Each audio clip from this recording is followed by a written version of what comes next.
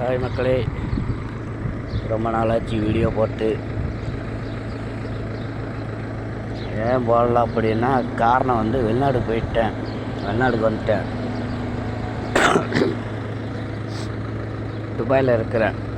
ஆமாம் மக்களே, இது வந்து நான் தங்கியிருக்கிற இடம். இந்த இடத்துல இதுதான் என்னோடய ரூமு, எல்லாமே தங்கியிருக்கிற பில்டிங்கு.